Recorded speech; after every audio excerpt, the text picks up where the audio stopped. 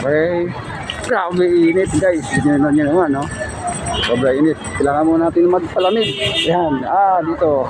Nakita natin yung palamig ni nanay. O, ni Lola. Ito, bilhin na tayo guys. Ang palamig. Yung mainit ang panahon. Hindi ko yung init. Galing tayo dito sa may Santa Elena. Nag-connect tayo. Yan. Dadaan tayo ngayon dito kay nanay. Ito.